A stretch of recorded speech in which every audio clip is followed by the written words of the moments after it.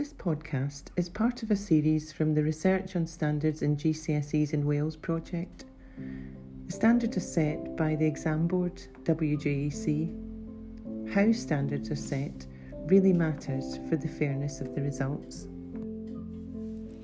This podcast is about the kinds of questions teachers asked about grade boundary changes. For me, grade boundaries are all about fairness to students. And the thing is, every year the grade boundaries change. Sometimes a lot, sometimes a little. You can't help but think it makes it harder or easier for students to get the grades they need. Well, the examiners who write the exams do try really hard to get a paper of the same demand as the previous year. But all the same, exam difficulty does fluctuate.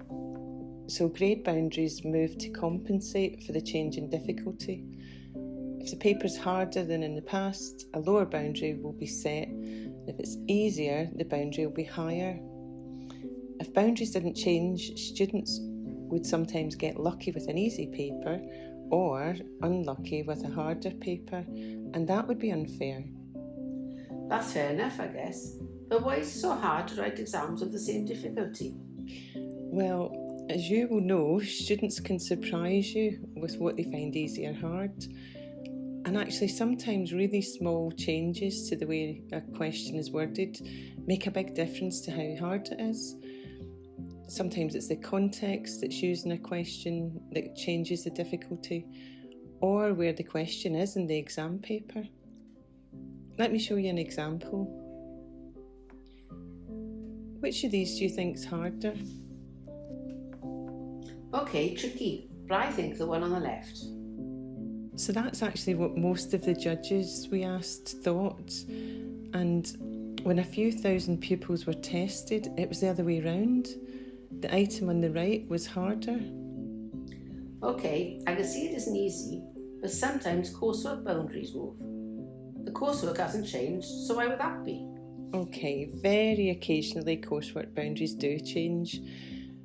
Sometimes the task gets a bit easier over time, just because the teachers and the students understand it better, and more resources are available to help students do well. So it would be unfair to the students who had to do the coursework without all that help if the boundaries weren't tightened up a little bit over time. Okay, point taken. But why don't grade boundaries change in some vocational exams or in other countries' exams? Good question. There are other ways of dealing with the problem of fluctuating difficulty. So some countries manage this by standardising the marks statistically. But to some people this seems less transparent than changing the grade boundaries. Some systems trial exam questions so the difficulty is known and controlled before the paper is set. However, there are downsides, including a lot of students and teacher time is taken up in the pre-tests. All of the questions would have to be kept confidential, which wouldn't be easy. Plus, nobody wants to pay more for sitting their exams. In some vocational qualifications, the assessments are made up of lots and lots of very detailed criteria. Each student's assessed against all of the criteria, and if the student meets a specified set of the criteria, they get the grade. This is criterion referencing. It has advantages. Everybody knows what's needed to get a particular grade. That sounds like a good idea. Why don't exam boards do that? GCSEs were originally intended to be criterion referenced for just that reason, but it didn't work because of the huge workload for teachers making all of these judgments. And it was hard to ensure that all teachers made consistent judgments. This led to the criteria becoming more and more narrowly specified. The aim was to make the judgments easier, but rather than judgments becoming more consistent, teachers were overwhelmed with all of the work. So instead we move the grade boundaries? Yeah, there's no perfect way of assessing students.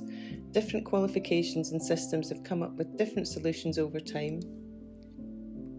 If you'd like to find out more about setting standards in GCSE, you can look at our other resources on our website here.